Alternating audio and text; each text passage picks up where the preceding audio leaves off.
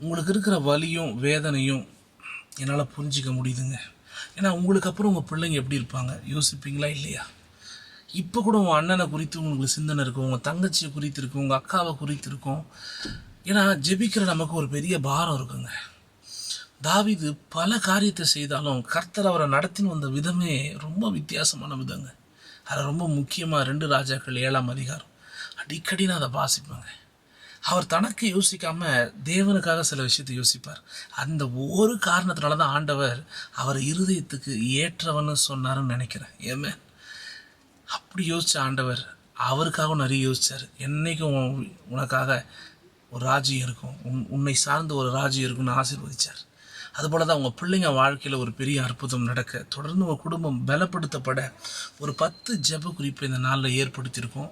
தயவுசெய்து ஒரு 10 நிமிஷம் இதுக்காக ஜெபம் பண்ணிவிட்டு நீங்கள் படுங்க. தேவன் நிச்சயம் உங்களை ஆசீர்வதிப்பார்.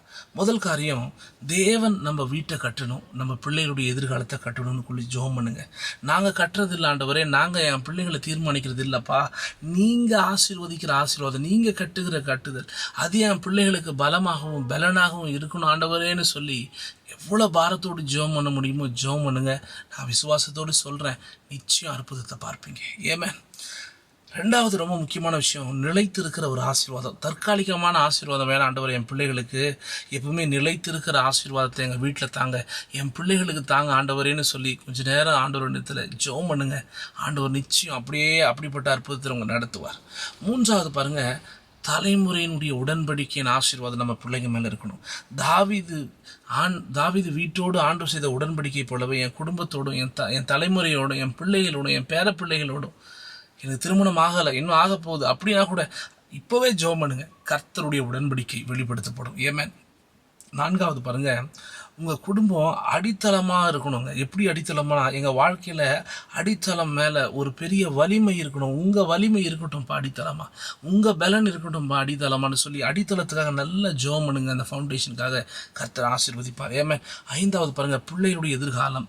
உங்கள் பிள்ளைகளுடைய வாழ்க்கை ஆண்டவருடைய திட்டத்தினுடைய பாதுகாப்பில் இருக்கட்டும்னு சொல்லி ஜெபம் பண்ணுங்க. தாவீதுடைய பிள்ளைகளுடைய வாழ்க்கையினுடைய திட்டங்கள் அப்படி தான் இருந்துச்சு. கர்த்தர் அப்படியே உங்கள் பிள்ளைகளை நடத்துவார். நல்ல ஜெபம் பண்ணி படுங்க, கர்த்தர் பார்த்துப்பார். 6வது பாருங்கள், தேவனுடைய கிருபை. தவறுகள் இருந்தாலும் தாவீதுடைய வாழ்க்கையில், அந்த பிள்ளைகளுடைய வாழ்க்கையில் ஆண்டவருடைய கிருபை விலகாதபடி ஒரு சூழல் இருந்துச்சு பாருங்கள். அதுபோல் ஆண்டவரே யோபு போல ஜெபம் பண்ணுங்க. என் பிள்ளைகளுடைய வாழ்க்கையில் சில தவறுகள் வரலாம், சில நண்பர்களால், உறவுகளால், பணத்தால், சில ஆசைகளால் வரலாம். ஆனாலும் ஆண்டவரே உங்கள் கிருபை மட்டும் என் பிள்ளைகளை விட்டு விலகக்கூடாதுப்பான்னு சொல்லி நல்லா உள்ளத்தின் ஆழத்திலேருந்து ஜெபம் பண்ணுங்க. நல்ல ஸ்தோத்திரம் பண்ணி ஜெபம் பண்ணுங்க. கர்த்தர் அப்படியே நடத்துவார். எஸ். 7வது பாருங்கள், நீதியில் நடக்கிற ஒரு வாழ்க்கைங்க. உங்கள் குடும்பம் எப்பவுமே நீதியில் நடக்கணும்னு சொல்லி ஜெபம் பண்ணுங்க. தாவீது நிறைய நேரத்தில் நீதியின் அடிப்படையில் தான் இருந்தார். அப்படிப்பட்ட ஒரு நீதி என் பிள்ளைகளுக்கு இருக்கணும், என் குடும்பத்துக்குள்ளே இருக்கணும், பாதுகாப்பு இருக்கணும் ஆண்டவரேன்னு சொல்லி நல்ல ஸ்தோத்திரம் பண்ணி பிலிப்பியர் 4:6 தேவனுக்கு தெரியப்படுத்திட்டே இருங்க. கர்த்தர் நிச்சயம் அற்புதம் செய்வார் இது இரவு. ஏமே 8வது பாருங்கள், பாதுகாப்பான வீடு. எங்கள் வீடு எந்த தீங்கும் அணுகாதபடி ஒரு பாதுகாப்பில் என் வீடு இருக்கணும் ஆண்டவரேன்னு சொல்லி ஜெபம் பண்ணுங்க. நீங்கள் ஜெபிக்க ஜெபிக்க ஜெபிக்க ஜெபிக்க ஆண்டவருடைய அற்புதத்தை உங்கள் வீட்டில் பார்ப்பீங்க. ஏமேன். நிச்சயம் நடக்குங்க இந்த இரவு. 9வது பாருங்கள், தேவ சந்நிதிங்க. எங்கள் குடும்பம் எப்பொழுதுமே உங்கள் சந்நிதியில் நிலைத்திருக்கணும்ப்பா. பணத்துலேயோ, பேர்லேயோ, புகழ்லையோ, ஆசையிலையோ, கனவுலையோ இல்லாண்டவரே, உங்கள் சந்நிதியில், உங்கள் சமூகத்தில் என் பிள்ளைங்க நிலைத்திருக்கணும், என் குடும்பம் நிலைத்திருக்கணும்னு சொல்லி ஜெபிங்க. இயேசுவின் நாமத்தினால ஸ்தோத்திரம் பண்ணி ஜெபிங்க. நான் விசுவாசத்தோடு சொல்கிறேன், கர்த்தர் அப்படியே பலப்படுத்தி சகாயப்படுத்தி நடத்துவார். ஆமே.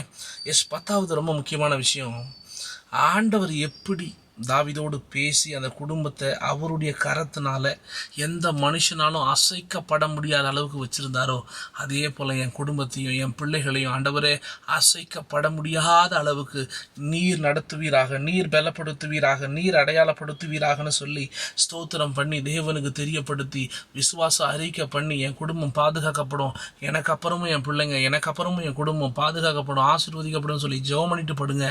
தேவன் அப்படியே கிருபை பாராட்டுவார். இயேசுவின் மூலம் ஜெபிக்கிறோம் பிதாவே. ஆமென். நல்லா ஜெபம் பண்ணுங்க, நிம்மதியாக படுங்க. கர்த்தர் எல்லாத்தையும் பார்த்து பாருங்க. ஆமென்.